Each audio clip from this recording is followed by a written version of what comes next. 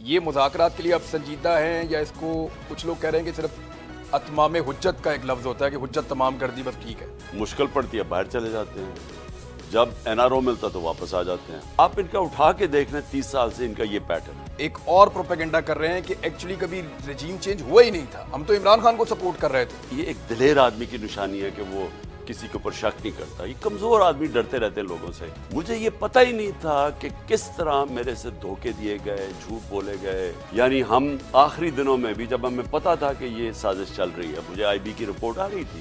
قمر جاوید باجوہ صاحب نے بیٹھ کر دعویٰ کیا کہ ہم تو بالکل پولیٹکس میں ہے ہی نہیں، 1.5 سال سے کوئی کہہ رہے نہیں ہیں، کوئی کہہ رہے ہیں کہ ہم تقریباً 1 سال سے نہیں ہیں۔ جو انہوں نے تشدد کیا اعظم سواتی کے اوپر اور شہباز گل کے اوپر، دونوں ہمیں کہتے ہیں کہ ان کو اٹھا کے پولیس اٹھا کے لئی، بعد میں انہوں نے پکڑ لیا۔ اس لیے میں امید لگا کے بیٹھا ہوا ہوں کہ یہ جو نیا سیٹ اپ آیا ہے، خدا کے واسطے اس ملک کو بچائیں۔ آپ کتنا انتظار کر سکتے ہیں؟ آپ کے دماغ میں ڈیڈ لائن کیا چل رہی ہے؟ اگر تو مارچ کے اینڈ تک آپ تیار ہیں الیکشنز کے لیے تو ہم رک جاتے ہیں۔ کل تو یہ کہتی ہے کہ اگر 66% میں الیکشن ہو رہا ہے تو جنرل الیکشن کروا دیں۔ آپ نے جنرل باجوہ کو ایکسٹینشن دے کر واقعی غلطی کی تھی؟ بہت بڑی غلطی کی تھی، اور کبھی کسی کو ایکسٹینشن نہیں ملنی چاہیے فوج میں۔ بہت سارے لوگ کہہ رہے ہیں کہ عمران خان کو فوری طور پہ دونوں اسمبلیاں تحلیل کر دینی چاہیے، مذاکرات ہوتے رہیں۔ یہ کلیئر ہے کہ انہوں نے مجھے پوری اتھارٹی دے دی ہے، جس دن میں چاہوں اسمبلی ڈیزالو ہو جائے گی۔ پاکستان 2019 میں آج سے بہتر ہو گیا تھا، تو اس وقت آپ نے ایکسٹینشن دے دی تھی، آج آپ مخالفت کر رہے ہیں۔ یہ بلیو ہی نہیں کرتے تھے،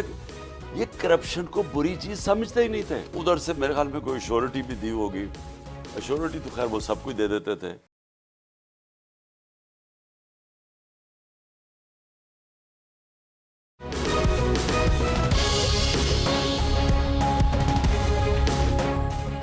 بسم اللہ الرحمن الرحیم، السلام علیکم ناظرین، آپ بول نیوز دیکھ رہے ہیں، میں عمران ریاض خان ہوں۔ آج ایک بڑا اسپیشل انٹرویو ہے پاکستان تحریک انصاف کے چیئرمین اور سابق وزیر اعظم عمران خان صاحب کا، اور سوالات بہت زیادہ اکٹھے ہو گئے ہیں، اور سب لوگوں کی نظریں پاکستان میں ریلیونسی کے اعتبار سے جو سیاست میں اس وقت سب سے ریلیونٹ شخصیت ہیں، جن کے گرد سارا کچھ گھوم رہا ہے، وہ عمران خان صاحب ہیں، اور انہی کے پاس بڑے سوالات کے جواب ہیں۔ السلام علیکم خان صاحب، بہت شکریہ آپ کا ٹائم دینے کے لیے۔ وعلیکم السلام۔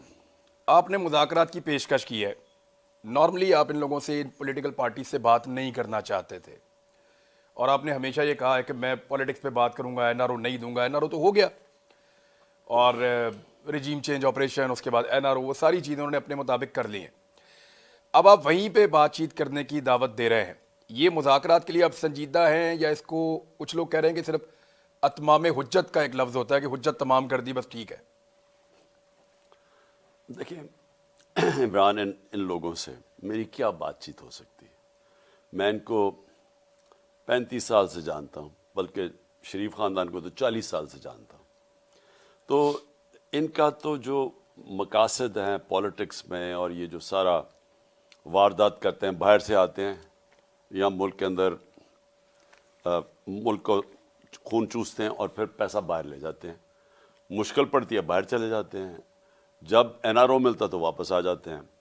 تو ان کا مقاصد کیا؟ پہلے ذرا کلیئر ہو جائے نا۔ آپ جب تک کسی کا موٹو نہیں پتہ چلواتے تو آپ کو پتہ نہیں چلتا کہ ان کے ایکشنز کیا ہیں۔ موٹو ان کا یہ ہے کہ پہلے انہوں نے چوری کر کے پیسہ بنایا، اس چوری کے پیسے بنانے کے اندر سارے ادارے کمزور کرتے ہیں، اور ان کی فوج سے لڑائی ہوتی اس لیے ہے کہ وہ ایک ادارہ کنٹرول میں نہیں ہوتا، باقی کنٹرول کر کے تباہ کر دیتے ہیں، پیسہ باہر نکال لیتے ہیں، اور پھر ان کی جو ساری کوشش ہوتی ہے اس پیسے کو بچانے کے لیے، این آر او لینے کے لیے۔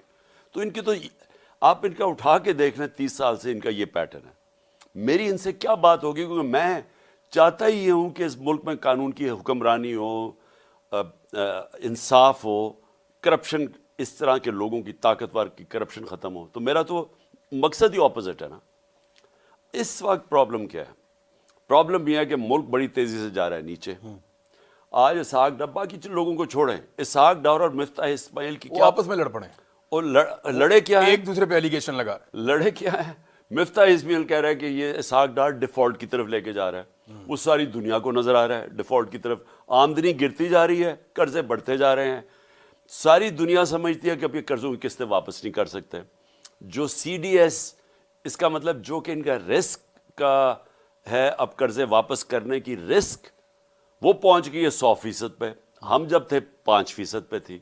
تو اس کا مطلب دنیا پہ بھی اعتماد نہیں ہے ان کے۔ اسحاق ڈار کہہ رہا ہے کہ اس نے غلطیاں کی ہیں پہلے، اس کے اوپر ڈال رہا ہے۔ بات یہ ہے کہ دونوں ٹھیک کہہ رہے ہیں، ملک جا رہا ہے اب۔ نہیں لیکن یہ پہلے غلطیاں دونوں آپ پر ڈال رہے تھے، تو یہ آپ کو بہتر نہیں لگ رہا کہ آپ ایک دوسرے پہ ڈال رہے ہیں؟ نہیں، یہ ہونا ہی تھا، کیونکہ دیکھیں نا، آپ انہوں نے کسی کو تو ذمہ دار ٹھہرانا ہے نا، جو ملک جا رہا ہے ڈیفالٹ کی طرف۔ ہمیں یہ کیسے ذمہ دار ٹھہرائیں جبکہ سارے اکنامک انڈیکیٹرز جو کہ پاکستان اکنامک ریویو کے اندر ہیں، جو انہوں نے شائع کیا ہے، جو بتاتا ہے کہ سال میں کس طرح کی اکنامک پروگریس ہوا یا نہیں ہوا، اس کے اندر سارے انڈیکیٹرز جو ہمارے دور میں تھے وہ پازیٹیو تھے۔ آپ کی نظر میں ان دونوں میں سے کوئی ایک قصوروار ہے یا کوئی اور قصوروار ہے یا ان کو لانے والا قصوروار ہے؟ ان کو لانے والا سب سے زیادہ قصوروار ہے، اور یہ ان کو قصوروار اس لیے نہیں ہم ٹھہرا سکتے کہ مجھے یہ بتائیں کہ ان کے ہوتے ہوئے وہ سنہری دور کون سا تھا، یعنی کون سا ایسا دور تھا کہ انہوں نے معیشت اوپر اٹھا دی۔ عمران، آپ یاد رکھیں کہ 90 کی دہائی میں، 90 سے پہلے، ڈاکٹر عشرت حسین اپنی کتاب میں لکھتے ہیں، بڑا ان کا پاکستان کی اکانومی کے اوپر کنٹرول ہے اور جائزہ ہے، وہ کہتے ہیں کہ 90 کی دہائی تک پاکستان سارے برِ صغیر میں سب سے آگے تھا، اکنامک پروگریس ہمارا سب سے آگے تھا۔ جب سے یہ دو چور خاندان آئے ہیں، ہم ہندوستان سے پہلے پیچھے گئے، پھر بنگلہ دیش سے پیچھے چلے گئے، تو ہمارا ملک تو پیچھے کی چلا گیا جب سے یہ آئے ہیں۔ تو ان کا کون سا دور تھا جب انہوں نے آ کے ملک کو ٹھیک کیا؟ 30 سال سے دونوں حکومت کر رہے ہیں اور یہ ہمیں پتا تھا۔ ہم نے ملک کو سنبھال کے اوپر بینکرپٹ ملک چھوڑ کے گئے، 99 میں بھی ملک کو بینکرپٹ کیا، 2018 تک پھر بینکرپٹ کر کے چھوڑ کے گئے، ایکسپورٹ سٹیگنٹ کر کے چلے گئے، آمدنی کم تھی، میکسیمم ہمارے اوپر چھوڑ کے چلے گئے کرنٹ اکاؤنٹ ڈیفیسٹ، یعنی بیرونی قرضہ 20 ارب کا میکسیمم تھا، ادھر سے ہم نے اٹھایا، یہ پھر واپس نیچے لے آئے ہیں۔ تو اصل میں تو ذمہ دار وہ ہیں جنہوں نے ان چوروں کو ہمارے اوپر مسلط ہونے دیا، اصل وہ ذمہ دار ہیں، اور یہ وہ لوگ ہیں جنہوں نے وہی کیا جو یہ ہمیشہ کرنا تھا۔ انہوں نے اٹھا کے یہاں سے اپنے سارے قرضے معاف کروا لیے، چوری پہ پوری طرح لگ گئے ہیں سارے، پھر سے ملک نیچے جا رہا ہے، مقروض ہوتا جا رہا ہے، اور انہوں نے باہر بھاگنا ہے، اس کے بعد یہ ملک چھوڑ کے باہر بھاگیں گے۔ میں نے جو پیشکش کی تھی مذاکرات کی، وہ صرف یہ کہ ہم نے تو اب الیکشن کروانے ہیں اپنے 2 صوبوں میں، اسمبلیاں ڈیزالو کر۔ سر ایک سیکنڈ یہاں رک جائیں ذرا، کیونکہ آپ ایک اور جگہ پہ معاملے کو لے گئے تھے کہ ان کو لانے والے قصوروار ہیں، وہ ان کو لے کر آئے۔ نجم سیٹھی نے کہا ہے کہ جنرل باجوہ نے تحریک عدم اعتماد کا ماحول بنا کر پی ایم ایل این کو دیا، اور وہ مختلف چیزیں کہہ رہے ہیں کہ آدھی رات کو عدالتیں بھی جنرل باجوہ نے اس لیے کھولیں کہ عمران خان صاحب آرمی چیف کو سیک کر سکتے تھے، حالانکہ اس رات کو ہم وہیں پہ تھے، ہم نے ایسی چیز کوئی دیکھی نہیں، اور بھی بہت سارے صحافی تھے۔ تو خان صاحب ایکچولی جو لوگ ان کو لے کر آئے تھے، اب وہ ایک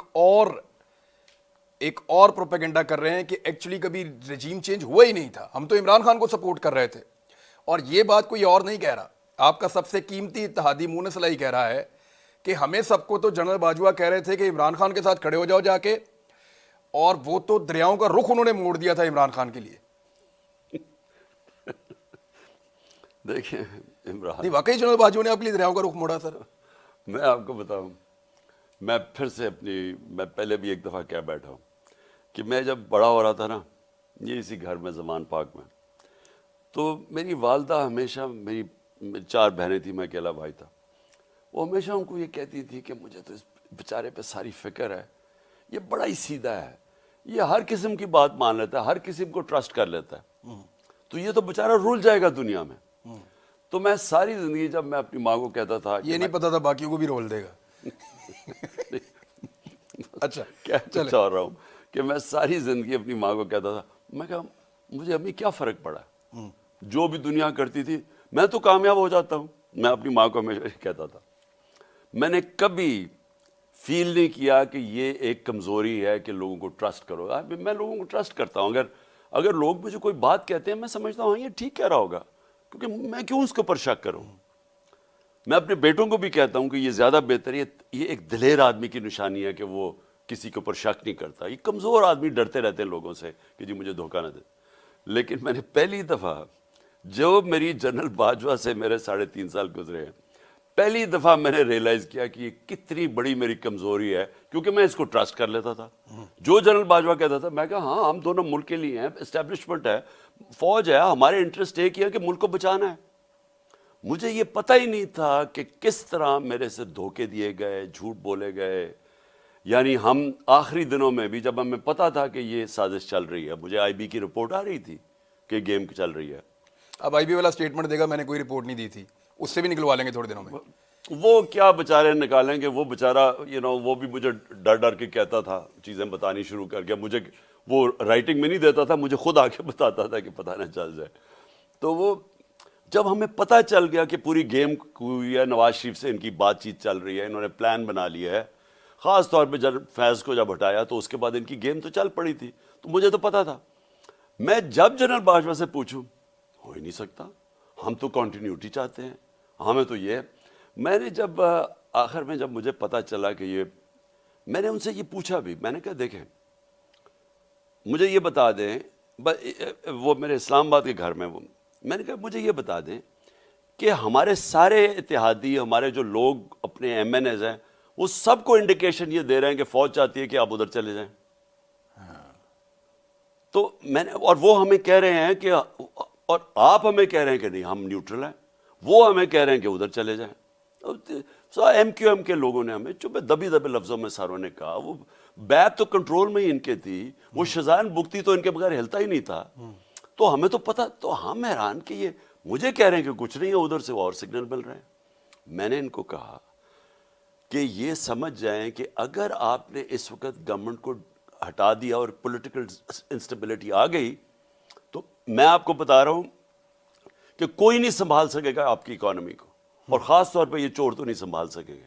شوکت ترین کو میں نے بھیجا، انہوں نے اس کو بتایا کہ یہ جناب حالات ہیں، آپ نے اس وقت اگر یہ کر دیا. 2 گھنٹے وہ بیٹھا رہا ان کے ساتھ، ایک سمجھایا اس نے سٹیپ بائی سٹیپ کہ اس سٹیج کے اوپر اگر آپ نے پولیٹیکل انسٹیبلٹی لیا، اکانومی آپ نہیں سنبھالی جائے گی. تو آپ کو کیا لگتا ہے کہ پہلے میں سن لوں. اس کو بھی کہا کہ فکر ہی نہ کرو، کنٹینیوٹی رہے گی. اچھا، مجھے بھی کہا فکر میں. میں نے ان کو پھر ایک دن کہا، میں نے کہا دیکھیں مجھے یہ پتہ ہے کہ اب ہمیں سارا واضح ہو گیا کہ آپ نیوٹرل نہیں ہیں، آپ ان کی طرف کہہ رہے ہیں کہ ادھر چلے جائیں. تو میں نے ان کو کہا مجھے کلیئر کر دیں. میں نے کہا میرے سے یہ اب نہ کریں کہ یہ ہم آپ کے ساتھ بھی ہیں، اور میں نے کہا کلیئر کر دیں آپ ادھر ہیں یا ادھر ہیں. اگر آپ نہیں ہیں تو پھر میں اور میری اسٹریٹجی ہے، اگر ہیں تو اور اسٹریٹجی. تو انہوں نے کہا وہ کون سی اسٹریٹجی؟ میں نے کہا میں اپنے لوگوں کے پاس جاؤں گا. میں نے ان کو کہا کہ میں ایک جمہوریت میں ماننے والا. چاہتے تھے کہ وہ آپ کے ساتھ آئیں، یعنی ان کا تو کام ہی کوئی نہیں ہے، پولیٹکس میں ہونا ہی نہیں چاہیے. میں یہ کہہ رہا ہوں ساتھ نہیں آئے کہ یہ آپ جو ان کو ساروں کو کہہ رہے ہیں کہ ادھر چلے جائیں. اچھا ٹھیک ہے، ہمارا یہ جو رجیم چینج، آپ یہ کہتے کھل کے آ جائیں. میں کہا مجھے بتا دیں کہ اگر آپ نے فیصلہ کر ہی لیا ہے تو پھر جو میں نے ساری زندگی کیا، میں تو عوام کے کندھوں پہ ہوں. مجھے تو کسی ملٹری نرسری میں نہیں کسی نے پالا تھا نا. بھٹو کو ہمیں پتہ ہے کدھر تھا، وہ ڈیڈی کہتا تھا ایوب خان کو. مجھے اس کا پتہ ہے کہ یہ نواز شریف کو تو جنرل جیلانی نے پالا تھا. میں تو 22 سال اپنی محنت کر کے آؤں، نیچے سے پبلک کو لے کے آؤں. تو میں کہا میں واپس پبلک میں چلا جاؤں گا. میں نے ان کو یہ کہا فکر ہی نہ کرو، ہم تو کنٹینیوٹی چاہتے ہیں، ہم تو آپ کے ساتھ ہیں. تو جنرل باجوہ نے میڈیا کو بھی کہا کہ میں سب کو گولیاں دیتا تھا. اور بعد میں پتہ چلا کہ میں اکیلا نہیں تھا جس کو لال بتی کے پیچھے لگائے ہوئے تھے، اور بھی بڑے لگائے ہوئے تھے، اور خاص طور پہ ان کے اپنے کولیگز کو بھی. بہرحال ایشو میں صرف یہ کہہ رہا ہوں کہ دیکھیں جو ہوا یہ سارا اس کے پیچھے ہمیں پتہ ہے ہینڈلرز تھے. اور جب یہ ہو گیا اور جب پتہ چل گیا کہ پبلک آ کے ہمارے ساتھ کھڑی ہو گئے. 10 اپریل ایک پاکستان میں ایک ایسا وقت تھا جس میں کبھی ایسا ہوا نہیں پاکستان کہ پبلک آ کے کھڑی ہو گئی، ایک وہ پارٹی جس کو گورنمنٹ سے نکالا ہے. تو جب آپ کو نظر آ گیا کہ پبلک آ کے ادھر کھڑی ہو گئی ہے، اور یہ بھی نظر آ گیا کہ لوگ ان چوروں کو نہیں مانیں گے، بلکہ ہمارے ساتھ لوگ اس لیے آئے، وہ ان چوروں کی شکلیں دیکھ کے، وہ 3 اسٹوجز کی جب شکلیں دیکھی وہ لوگ ادھر آ گئے. اب جب لوگ ادھر آ گئے، انہوں نے جو اس کے بعد کیا، میں نے سب سے بڑا ظلم کیا. جو انہوں نے 7 مہینے ہمارے اوپر جو تشدد کیا، ہمارے اوپر جو انہوں نے جس طرح کی آپریشن کی، میں آپ کو یقین کراتا ہوں کہ جو 25 مئی کو ہوا وہ لگ رہا تھا یہ مقبوضہ کشمیر ہے، یہ پاکستان نہیں لگ رہا تھا. مقبوضہ کشمیر میں عورتیں بچے فیملیز کے اوپر شیلنگ ہوتی ہے، یہاں تو نہیں ہوتی تھی. ہمیں جس طرح مجھے ٹریٹ کیا گیا، میرے اوپر کیسز بنائے گئے، جو مجھے ملتا تھا آ کے اس کے پیچھے پڑ جاتے تھے. پوری ایجنسیز ان کے پیچھے لگی ہوئی ہیں. ہمیں تو جہاز کوئی نہیں ملتا تھا، لوگ ڈرتے تھے، ہمیں رینٹ پہ جہاز نہیں دیتے تھے.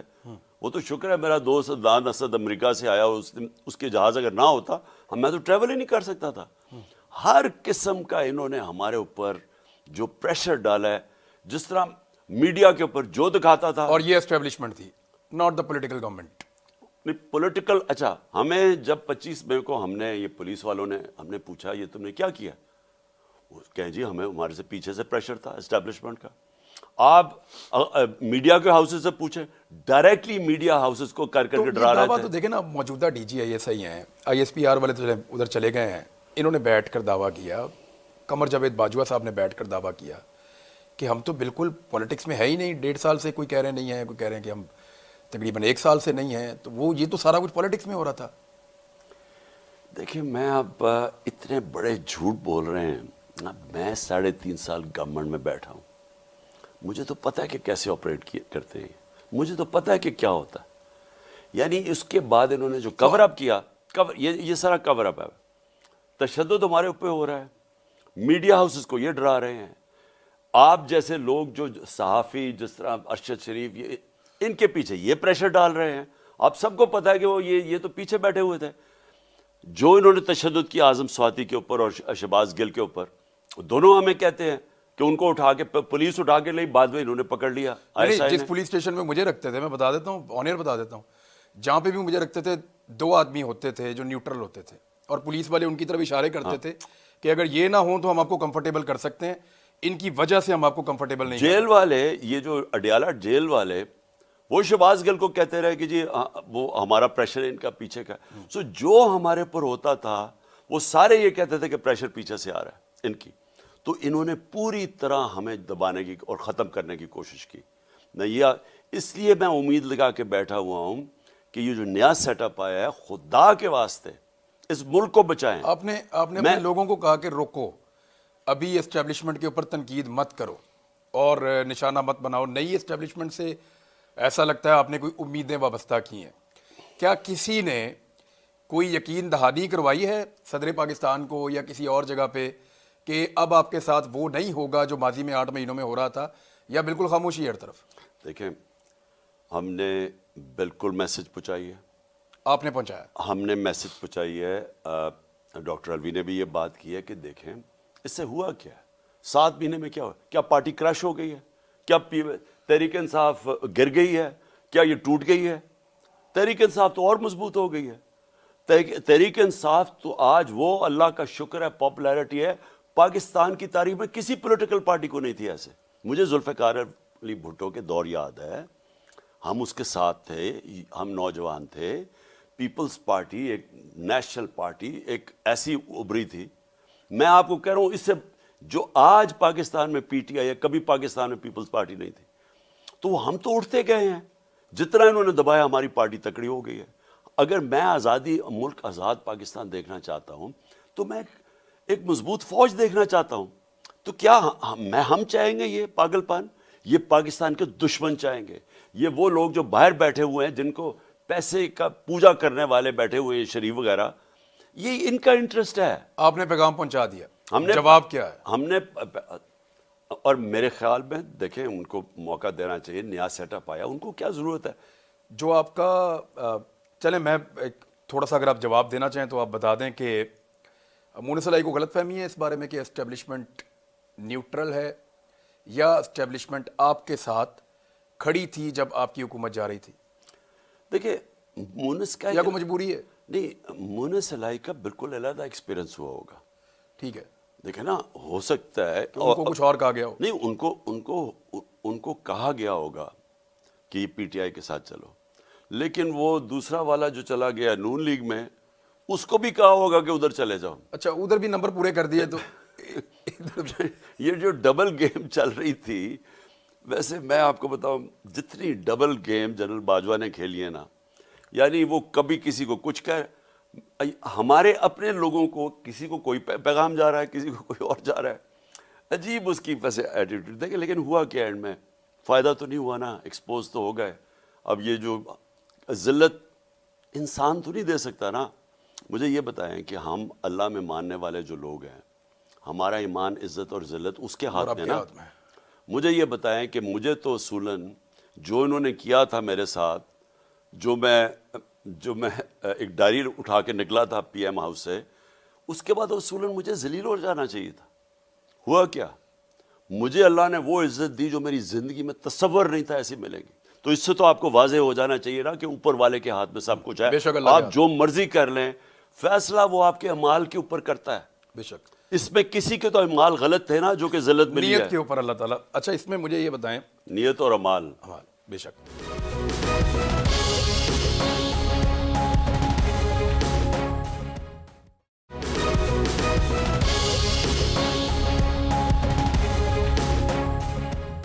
مجھے یہ بتائیں خان صاحب کہ کتنا انتظار کریں گے جواب کا. یعنی اسٹیبلشمنٹ کا تو چلے جواب نہیں آیا, ان کا جواب ان کا رد عمل ہی ہوگا. اگر وہ ویسے ہی کریں گے جو پہلے باجوہ صاحب کر رہے تھے تو آپ کو وہ بھی پتہ چل جائے گا یہی جواب ہوگا, اور اگر نہیں کریں گے تو یہ بھی جواب ہوگا مثبت. لیکن جن کو آپ نے مذاکرات کے لیے کہا اور آپ نے دعوت دی, یہ پولیٹیکل لوگ ہیں اور وہ ایک اتحاد کے اندر ہے. پی ڈی ایم کے اندر بھی جماعتیں ہیں, پی ڈی ایم کے باہر بھی جماعتیں ہیں. انہوں نے آپس میں مل کر فیصلہ کرنا ہے کہ عمران خان سے بات چیت کرنی ہے, پورے پاکستان میں کب انتخابات کروانے ہیں. یہ ایک لمبی چوڑی ڈیبیٹ ہوگی. آپ کی طرف سے آپ کی پارٹی کے لوگ جائیں گے, ان کی طرف سے ان کے لوگ آئیں گے. آپ کتنا انتظار کر سکتے ہیں؟ آپ کے دماغ میں ڈیڈ لائن کیا چل رہی ہے؟ دیکھیں, کوئی لمبے مذاکرات نہیں ہیں. سمپل یہ ہے کہ ہم جا رہے ہیں 66% پاکستان میں الیکشن کروانے کے لیے. کیا آپ چاہتے ہیں کہ سارا ملک سٹینڈ سٹل پہ آ جائے؟ کیونکہ جب 66% پاکستان میں الیکشن ہوگا, اور خاص طور پہ پنجاب میں, تو ملک تو ساری یہ فیڈرل گورنمنٹ کیا کرے گی؟ وہ تو سارے الیکشن پہ لگ جائیں گے. ملک تو سٹینڈ سٹل پہ, اور آگے معاشی حالات ایسے نہیں ہیں. تو کیا یہ چاہتے ہیں کہ 66% ملک میں الیکشن ہو جائے اور اس کے بعد جنرل الیکشن ہو؟ اور کیا یہ عقل تو یہ کہتی ہے کہ اگر 66% میں الیکشن ہو رہا ہے تو جنرل الیکشن کروا دیں؟ یہ سمپل یہ ہے, اس میں کوئی لمبی بات نہیں ہے. اگر تو یہ چاہتے ہیں تو ہم ان کے لیے نیگوشیٹ کر سکتے ہیں کہ ہاں کس ڈیٹ پہ الیکشن ہو سکتا ہے. نہیں, وہ اگر کہتے ہیں آپ کو کہ بجٹ کے بعد الیکشن کروا لیتے ہیں, دین وہ تو سوال ہی نہیں پیدا ہوتا نا. الیکشن تو ہونا ہے. کیا آپ کے اپنے لوگوں نے آپ کو نہیں کہا کہ بجٹ تک جانے دیں ذرا کے پی اور پنجاب میں؟ نہیں, وہ لوگ کہ یہ کہتے ہیں کہ یہ ملک کی تباہی پہ لے گئے ہیں ملک کا. بلکہ مجھے تو سردیوں میں خوف آ رہا ہے کہ یہاں گیس کا کیا ہوگا, یہاں قیمتیں کدھر جا رہی ہیں, گیس اور گندم کا بحران, اور اوپر سے اگر آئی ایم ایف کے ساتھ ان کا مسئلہ نہ چلا گیا تو مجھے تو روپے کی فکر پڑ گئی اب, کیونکہ پیسے تو ہمارے ریزروز تو بالکل گر گئے ہیں. تو مجھے تو وہ ڈر, اور پھر زراعت کا علیحدہ مجھے خوف آ رہا ہے. میں صرف یہ کہہ رہا ہوں کہ ہم نے آؤٹ سائڈ ہم کدھر تک دیکھنا چاہتے ہیں؟ مارچ. اگر تو مارچ کے اینڈ تک آپ تیار ہیں الیکشنز کے لیے تو ہم رک جاتے ہیں. نہیں تو ہم نے فوری طور پہ اسمبلی ڈیزالو کر کے پنجاب اور کے پی میں الیکشن کروا دیں. نہیں, رمضان ہے 20 مارچ سے, تو آپ رمضان المبارک سے پہلے چاہ رہے ہیں کہ الیکشن ہو؟ بہتر تو وہ, حالانکہ رمضان میں بھی الیکشن ہو جاتے ہیں, لیکن ہم مارچ سے آگے نہیں جانے لگے. اگر انہوں نے نام مارچ میں الیکشن چاہتے ہیں تو یہ جو مہینہ شروع ہو گیا اس میں اسمبلی ڈیزالو کرنی پڑیں گی. میں یہی تو کہہ رہا ہوں کہ اگر انہوں نے اس پہ نہ مانے تو ہم نے اس مہینے الیکشن کروا دینے ہیں اپنے. آپ نے اسمبلیاں تحلیل کر دینی ہیں؟ ہم نے کر دینی ہے. اس کی ڈیڈ لائن کیا ہے؟ ان کو کتنا ٹائم ہے؟ 2 ہفتے ہیں, 3 ہفتے ہیں, ان کے بعد کتنا ٹائم ہے بات کرنے دیکھو اس میں کتنی دیر لگنی ہے ان کو فیصلہ کرنے میں, کتنی دیر لگنی ہے؟ یا یہ ہاں کریں گے یا نہ کریں گے. ہم اس کے لیے اکارڈنگلی ہمارا تو فیصلہ ہو گیا. دیکھیں, ان کے پاس کچھ, ویسے میڈیا بڑے فخر سے بتاتا ہے, مجھے اس پہ شرمندگی ہوتی ہے کہ زرداری صاحب جادو چلا دیں گے. ایکچولی وہ ایک خرید و فروخت ہے اور ایک غیر اخلاقی کام ہے جو وہ کرنے آتے ہیں. لیکن اب ان کے بارے میں یہ کلیم کیا جا رہا ہے کہ زرداری صاحب آئیں گے, جادو چلائیں گے, بندے توڑیں گے, آپ کے لوگ استعفے دیں گے, آپ کی سٹرینتھ کم ہوگی, اور بے بھی وہ پرویز الہی صاحب وغیرہ کو بھی قابو کریں گے. تو اس سچویشن میں آپ کے ہاتھ سے گیم نکل گئی تو, کیونکہ بہت سارے لوگ کہہ رہے ہیں کہ عمران خان کو فوری طور پہ دونوں اسمبلیاں تحلیل کر دینی چاہیے, مذاکرات ہوتے رہیں گے. ہم کر سکتے ہیں, لیکن دیکھیں ان کے ہاتھ میں اب گیم ہی نہیں ہے. پرویز الہی بالکل ہمارے ساتھ کھڑے ہیں, اور ہماری ان سے بڑی طویل ڈسکشن ہو چکی ہے. انہوں نے آپ کو مشورہ دیا کہ چلے جائیں ابھی بجٹ تک چلے جائیں؟ انہوں نے کہا آپ کو؟ انہوں نے مجھے پوری اتھارٹی دی ہے جب میں لیکن مشورہ بھی دیا ہے؟ نہیں وہ ہم خیر وہ تو ساری ڈسکشن تو آپس میں بھی چلتی ہے نا. وہ تو میں اپنے ایم پیز کو بھی بلا رہا ہوں ڈسکشنز کے لیے اگلے 3-4 دن. لیکن یہ کلیئر ہے کہ انہوں نے مجھے پوری اتھارٹی دے دی ہے. جس دن میں چاہوں اسمبلی ڈیزالو ہو جائے گی. آپ کو انہوں نے تحریری طور پہ سمری دی ہے دستخط شدہ کہ خان صاحب یہ میں آپ کو دے رہا ہوں؟ کیونکہ یہ خبر چل رہی ہے کل سے کہ عمران خان صاحب کو ذرائع کے مطابق دستخط شدہ سمری دے دی ہے اسمبلی تحلیل کی پرویز الہی صاحب نے، اور وہ ان کے پاس موجود ہے. بس یہ سمجھ لینا انہوں نے مجھے پوری اتھارٹی دینا ایک الگ بات ہے، تحریری طور پہ یہ پیپر اگر میں آپ کو دے دوں یا زبانی بولوں فرق تو ہے. سمجھ جائے نا کہ انہوں نے پوری جب میں چاہوں گا یہ میرے پاس پوری اب جس دن میں چاہوں گا اسمبلیز ڈیزالو ہو جائیں گی 100%. اور آپ کب چاہیں گے؟ میں 4-5 دنوں میں اپنی پارٹیز کے یہ جو سارے پنجاب کے اپنے لوگ ہیں ان سے مل رہا ہوں, کے پی کے لوگوں کو علیحدہ مل رہا ہوں, اور دوسرا دیکھتے ہیں کہ وہاں سے کوئی رسپانس آتا ہے. ہم ان کو یہ تو چانس دے سکتے ہیں نا کہ وہ کہیں کہ جی ہاں ٹھیک ہے نیگوشیٹ کرتے ہیں, کیونکہ اگر اتنا تقریباً سارے پاکستان میں الیکشن ہو رہا ہے تو ہم جنرل الیکشن کال کر دیتے ہیں. لیکن اگر آپ اتنا دیر آگے چلے جائیں تو وہ تو ہو سکتا ہے نیگوشیٹ. آپ اپنی 2 غلطیوں کا ہمیشہ کہتے رہے ہیں کہ 2 مرتبہ میرے سے غلطی ہوئی میرے ٹائم میں. ایک غلطی آپ کہتے تھے میں پھر کبھی بتاؤں گا. Is it the right time? آپ نے جنرل باجوہ کو ایکسٹینشن دے کر واقعی غلطی کی تھی؟ بہت بڑی غلطی کی تھی, اور کبھی کسی کو ایکسٹینشن نہیں ملنی چاہیے فوج میں. میں یہ بالکل کنونسڈ ہوں, بلکہ میں تب بھی یہ سوچتا تھا, لیکن حالات ایسے بنا دیے گئے کہ جی دیکھیں یہ ہو جائے گا, اس کو اسٹیبلٹی کی ضرورت ہے, یہ ہے وہ ہے. ہم نئے نئے پاور میں آئے تھے, پرابلمز اتنے زیادہ تھے ہمارے اوپر. نومبر میں نواز شریف صاحب پاکستان سے باہر جاتے ہیں. ہمیں تو اس وقت چیزیں پاکستان میں اتنی مشکل نہیں لگ رہی تھی, تو آرمی چیف کی ایکسٹینشن کا ماحول کیسے بنایا گیا؟ یعنی وہ تو بہت نارمل حالات تھے. اگر آج کے مقابلے میں آپ دیکھیں تو آج معیشت بیڑا غرق ہو گئی ہے, پاکستان کے اندر ایک کیوس ہے, پاکستان کی صورتحال پاکستان 2019 میں آج سے بہتر ہو گیا تھا. تو اس وقت آپ نے ایکسٹینشن دے دی تھی, آج آپ مخالفت کر رہے ہیں. اس وقت آپ کے لیے کس طرح کی گارنٹیز دی گئی تھی کہ آپ دے دیں ایکسٹینشن ٹھیک ہو جائے گا؟ دیکھیں کوئی گارنٹیز نہیں تھی, میں نے کوئی گارنٹیز نہ مانگی نہ دی. ہمارے ساتھ اس وقت کوآپریشن 100% تھی. ایک طریقے لبیک والا وہ کھڑا تھا, نہیں فضل الرحمان بھی پہنچ گیا تھا دھرنے کے لیے. وہ یہ عجیب چیزیں ہوتی ہیں نا, یہ اب تو ہم پیچھے جب دیکھتے ہیں نا, تو جب کام کروانے ہو تو یہ ایک دم ہو جاتی ہیں چیزیں, آپ ایک دم کوئی کٹ پتلیاں آ جاتی ہیں یہاں سے وہاں سے. خیر وہ تب مجھے اتنا اندازہ نہیں تھا, وہ علیحدہ چیزیں ہیں. اصل میں سوائے اس کے کہ اس شروع میں مجھے سمجھ نہیں آ رہی تھی کہ کیوں نہیں احتساب کرتے. میں ان کو کہتا تھا, میں نے کہا میری تو پارٹی, میرا تو 22 سال سے ہمارا یہ ہے کہ جب تک اس ملک میں آپ احتساب نہیں کریں گے, طاقتور کا, کمزوروں کا نہیں, طاقتور کا رول آف لا قائم نہیں ہوگا. کوئی ملک آگے نہیں بڑھ سکتا جس کے اندر انصاف نہ ہو. جو رول آف لا ہے نا جی, کیونکہ میں نے تو باہر کے سسٹمز دیکھے ہوئے ہیں نا, تو آپ اگر آج یہ ملک ترقی کر گئے ہیں, خوشحال ہیں, برطانیہ ہے, یہ یورپ ہے, ان سب میں رول آف لا ہے. کوئی طاقتور قانون سے اوپر نہیں, کوئی قبضہ گروپ نہیں, کوئی تھانے کچہری کی پالیٹکس نہیں, کوئی پلاٹس کے اوپر قبضے نہیں ہو جاتے. لوگوں کو انصاف ملتا ہے, وہ پھر آزاد ہو جاتے ہیں, ان کے حقوق ہیں, وہ آگے نکل جاتے ہیں.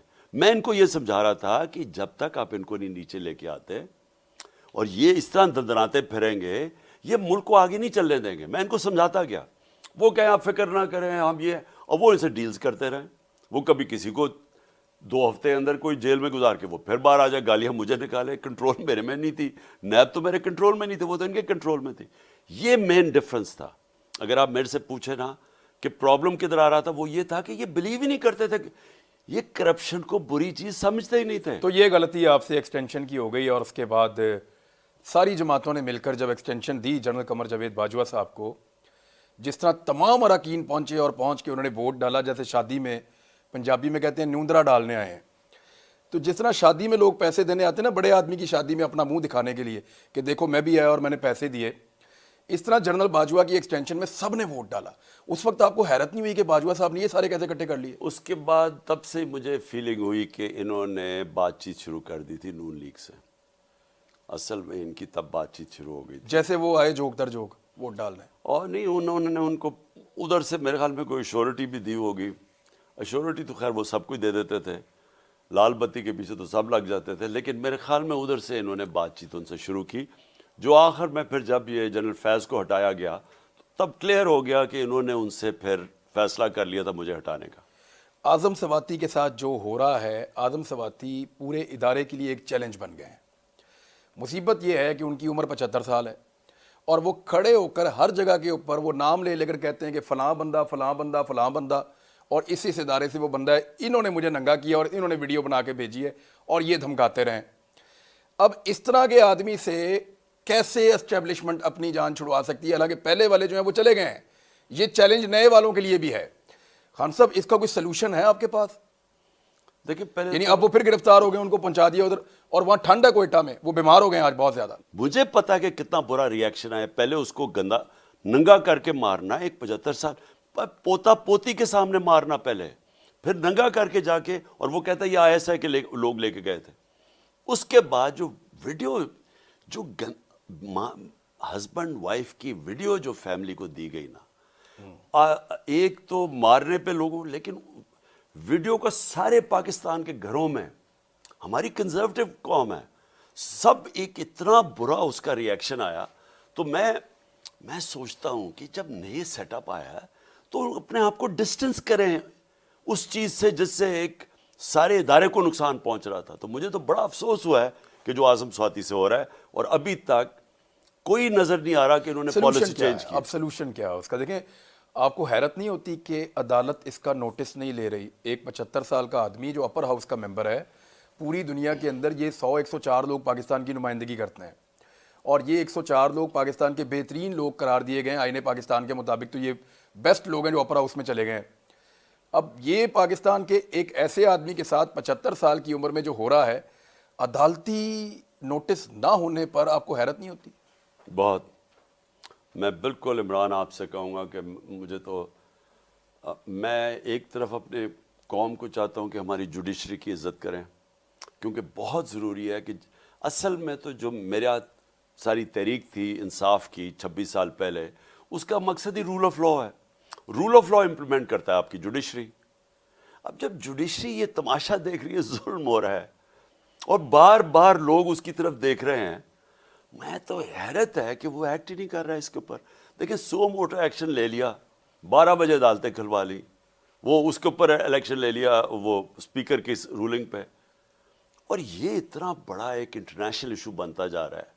ساری دنیا میں اس کی خبریں گئی ہیں کہ سینیٹر سے یہ ہو رہا ہے, اور اگر سینیٹر سے یہ ہو سکتا ہے تو باقی تو کوئی بھی سیف نہیں ہے. ارشد شریف کے لیے ہم نے درخواست کی لوگوں سے, اور لوگ لاکھوں کی تعداد میں خطوط لکھ رہے ہیں, اور سپریم کورٹ کو روز کہہ رہے ہیں کہ ایک انڈیپینڈنٹ جوڈیشل کمیشن بنا کے اس کی انکوائری کریں. اور اسپیشلی جو مدعی تھے, چاہے وہ اعظم سواتی کے ہیں چاہے ارشد شریف کے ہیں, 22 مدعی تو میرے ہیں, ان میں سے کوئی بھی سامنا کرنے کو تیار نہیں ہے کہ ہم نے ان کے اوپر غداری اور بغاوت کے مقدمے درج کروائے ہوئے ہیں. ان میں سے کوئی منشیات فروش ہے, ان میں سے کوئی جو ہے وہ جوئے کے اڈے ہیں کسی کے, ان میں سے کوئی جو ہے وہ اسمگلر ہے. اس طرح کے لوگوں سے پرچے کروائے ہوئے ہیں, وہ اب سامنے نہیں آ سکتے. خان صاحب, ارشد شریف صاحب کے لیے آپ سے گزارش ہے کہ ایک خط آپ بھی لکھ دیں, کیونکہ میں جس کو مل رہا ہوں ہم سب کو کہہ رہے ہیں, ایک چھوٹا سا 2 لائن کا خط, 4 لائن کا آپ بھی لکھ دیں چیف جسٹس کو.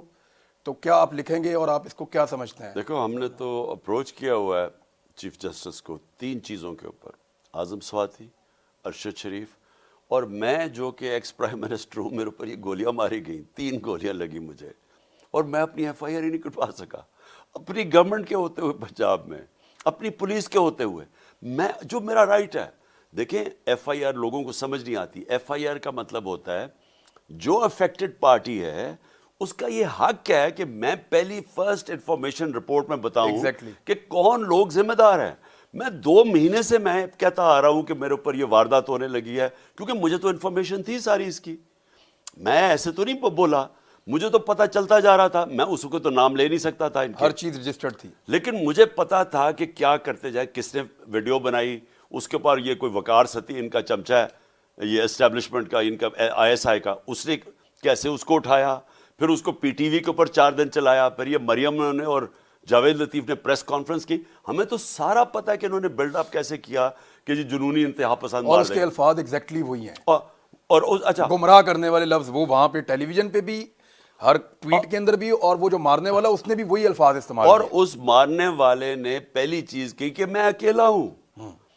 جے آئی ٹی کی رپورٹ ہے کہ کم از کم 2 تو ڈیفینیٹ شوٹر تھے، تیسرا شوٹر کی بھی وہ بات کر رہے ہیں، 3 لوگ تھے جنہوں نے یہ کر رہا تھا۔ تو وہ اس نے اکیلا کیوں کہا؟ کیونکہ وہ طوطے کو پڑھایا گیا تھا، اور پڑھایا کس نے گیا تھا؟ یہ ڈرٹی ہیری نے پڑھایا تھا اس کو، اور اس کے ساتھ ملے ہوئے تھے یہ سارے جنہوں نے پورا ان کی رانا ثناء اللہ قاتل، اور یہ شہباز شریف، یہ ایکسٹرا جوڈیشل کلنگ اور مارشل لاء کا قاتل، انہوں نے مل کے پلان کیا تھا، اور میں اپنی ایف آئی آر نہیں ریکارڈ کروا سکا۔ آپ جو تسنیم حیدر کہہ رہا ہے برطانیہ میں، وہ اپنے آپ کو خطرے میں ڈال رہا ہے ہلاکت میں۔ وہ کہہ رہے جی نواز شریف نے شوٹرز کی اویلیبلٹی کے اوپر بات کی تھی میری موجودگی میں، اور مجھے کہا گیا تھا، جس کا بعد میں نے انکار کیا تھا۔ تو وہ آپ اس کو اہمیت دیتے ہیں یا اس کو بائی کرتے ہیں؟ دیکھیں مجھے موٹیو کس کا ہے؟ کون چاہتا تھا کہ عمران خان مر جائے؟ وہ چاہتے تھے لوگ جن کو خطرہ تھا کہ اب الیکشن میں اس کا مقابلہ نہیں کر سکتے، اور اگر الیکشن میں مقابلہ نہیں کر سکتے تو اچھا ڈسکوالیفیکیشن، توشہ خانہ، فنڈنگ کیس، وہ سارے بیچارے بیٹھ گئے ہیں۔ وہ ان کو پتا کہ وہ کیس ہے ہی نہیں، عدالت میں باہر چلے جائیں گے، وہ کیس ہی نہیں ہے۔ تو کدھر اینڈ میں پبلک بڑھتی جا رہی ہے، انہوں نے سمجھا کہ پبلک اب کم ہوگی۔ وہ پہلے ایک الیکشن ہوا، اس میں جب جیت، انہوں نے جب دوسرا الیکشن نیشنل اسمبلی کا، انہوں نے 13 پارٹیز نے مل کے ایک عمران خان کے خلاف لڑا، اور حلقے وہ چنے انہوں نے جو کہ سب سے کمزور حلقے تھے، اور ان کی پی ڈی ایم کی دگنی ووٹ تھی ہمارے سے۔ جب ادھر ہارے نا، یہ ان کا پلان بن گیا تھا مارنے کا، اور مجھے پتا تھا۔ اب بات یہ ہے کہ ان لوگ موٹیویشن سب سے بڑی نواز شریف، سب سے زیادہ جس کو خطرہ ہے نا کہ میں نے محنت سے 30 سال میں اربوں ڈالر کمایا ہوا ہے، وہ اربوں ڈالر اس کو نظر آ رہا ہے خطرے میں کہ اگر عمران خان پاور میں آ جاتا ہے۔ اس لیے اس کی نمبر 1 موٹیویشن یہ، اس کے ساتھ بغل بچہ شہباز، یہ تو اس کے ساتھ اس کو ان دونوں کو پتا تھا۔ اور اس کے علاوہ کون کس کو تھا؟ یہ جو ملا ہوا تھا ان کے ساتھ، جو کہ انٹیلیجنس کا آدمی ڈرٹی ہیری، یہ ان کے ساتھ ملا ہوا تھا، انہوں نے پلان کیا تھا۔ اوپر سے اس کے علاوہ اور کسی کو اوپر پتا تھا، وہ اگر انویسٹیگیشن ہوگی تو سامنے آ جائے گا۔ خان صاحب، فائنلی آپ نے غور کیا کہ دہشت گردی واپس آ رہی ہے، آپ ٹی ٹی پی کے ساتھ آپ کی لڑائی شروع ہو گئی ہے، افغان طالبان کے ساتھ آپ کی بات چیت جو ہوتی تھی وہ اب نہیں ہو رہی ہے، انڈیا دوبارہ افغانستان کے اندر اپنے آپ کو مضبوط کر رہا ہے۔ یہ ساری چیزیں پچھلے 7 مہینے میں اتنی خاموشی سے ہوئی ہیں اور اتنی تیزی سے بارودی سرنگیں بچھی ہیں، اور بلوچستان کے حالات دوبارہ خراب ہو رہے ہیں۔ اکانومی کو سنبھالنا، دہشت گردی کو سنبھالنا، چیلنجز بڑھتے چلے جا رہے ہیں۔ کیا آپ سمجھتے ہیں کہ یہ آپ کی پارٹی اب کر پائے گی جلدی، اگر آپ کو موقع ملتا تو؟ دیکھیں میں ایمانداری سے کہتا ہوں کہ یہ جو اوپر آ کے بیٹھے ہوئے نا چور، انہوں نے تو وہی کیا ہے جو ہمیں پتا تھا انہوں نے کرنا ہے۔ انہوں نے اس ملک کو پیچھے لے کے گئے ہیں 30 سالوں میں۔ ان چوروں نے اپنی دولت آسمانوں پہ لے گئے، ملک کو مقروض کر دیا۔ ان کے دور میں ہوا نا۔ آج کہتے ہیں کہ جی یہ کس نے یہ ماحول ہمیں کہہ رہے ہیں، ہم تو 3.5 سال کے لیے آئے ہیں، ہم تو چھوڑ کے گئے پاکستان جو کہ اوپر جا رہا تھا۔ 30 سال یہ دونوں نے حکومت کی ہے۔ مجھے بتا دیں 30 سال میں انہوں نے جو ملک سے کیا ہے، اگر بنگلہ دیش آگے نکل گیا تو اس سے زیادہ ہمیں شرم کی کیا بات ہے؟ میں زندہ تھا، بڑا تھا جب کہ بنگلہ دیش بنا تھا۔ بنگلہ دیش میں ایکسٹینشن نہیں ہوتی نا سر؟ نہیں، بنگلہ دیش آپ یقین کریں عمران، ہم نے اپنے کانوں سے سنا تھا لوگ کہتے ہوئے کہ جی شکر ہے بنگلہ دیش علیحدہ ہوا، ہمارے پر بوجھ بنا ہوا تھا، جان چھوٹ گئی۔ ویسٹ پاکستان تو بہت امیر تھا، وہ تو بہت پیچھے تھا ہمارے سے، وہ ہمارے سے ان 2 چوروں کے خاندانوں کی وجہ سے آگے نکل گیا، کیونکہ انہوں نے تو ملک کو تباہ کر دیا۔ اب ان کے پیسے ہیں باہر پڑے ہوئے، ان کو جب پرابلم آتا ہے انہوں نے باہر بھاگ جانا۔ ان کا پاکستان کا اور انٹرسٹ، میں نے جب پہلے دن میں جب خطاب کیا تھا پاور میں آیا، میں نے کہا پاکستان کا انٹرسٹ علیحدہ ہے، ان کا علیحدہ ہے۔ یہ جب پاکستان میں آئیں گے یہ پاکستان کو نقصان پہنچائیں گے، پاکستان کی سیکیورٹی کو نقصان پہنچائیں گے، کیونکہ اگر اکانومی ہماری بیٹھ گئی، ہم ڈیفالٹ خدا نہ خواستہ کر گئے، تو سب سے بڑا مسئلہ آئے گا پاکستان کی سیکیورٹی کا۔ اور سیکنڈلی، یہ جو لوگ آئے ہوئے ہیں، یہ جو اب اوپر مسلط ہے، ان کو نہیں پتا کہ ایک دم یہاں دہشت گردی بڑھ گئی ہے، کے پی کے اندر یہ جو بڑھتا جا رہی ہے دہشت، کیا ان کو نہیں پتا تھا؟ ان کا انٹرسٹ ہی نہیں ہے۔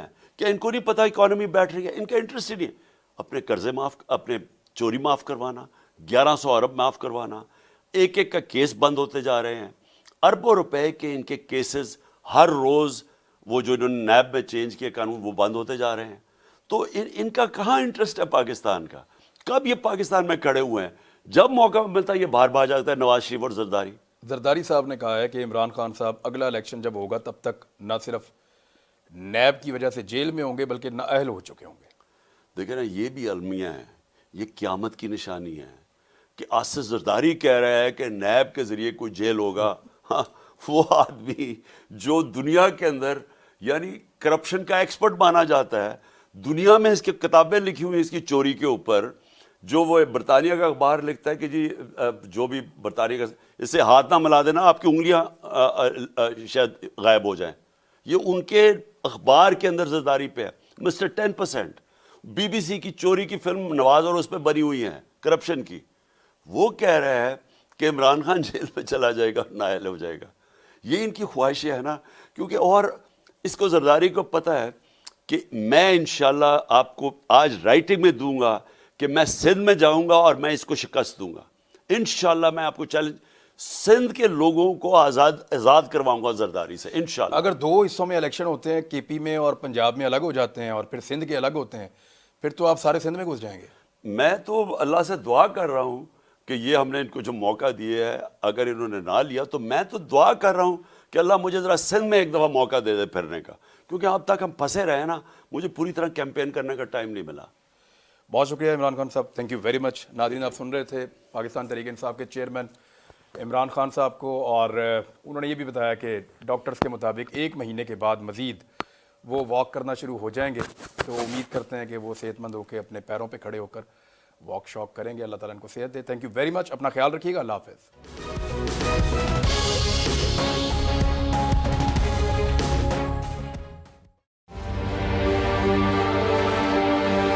देखें, ये तो उनकी वालदा से इंशाल्लाह कराएंगे। अभी जो मुल्क की सूरत हाल है वो आपके सामने है। हकीकी सहाफ़त का अरशद शरीफ एक, मैं समझता हूँ, बहुत बड़ा हकीकी सहाफ़त का लंबरदार था और हक से 1 इंच नहीं हटा, बल्कि जान देनी पड़ी तो जान दे दी उसने।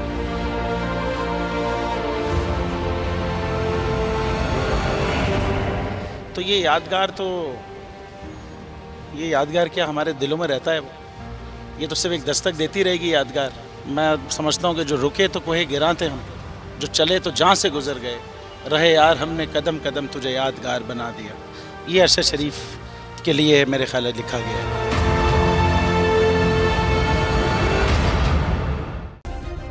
सब्सक्राइब करें और बेल दबाएं ताकि कोई खबर रह न जाए।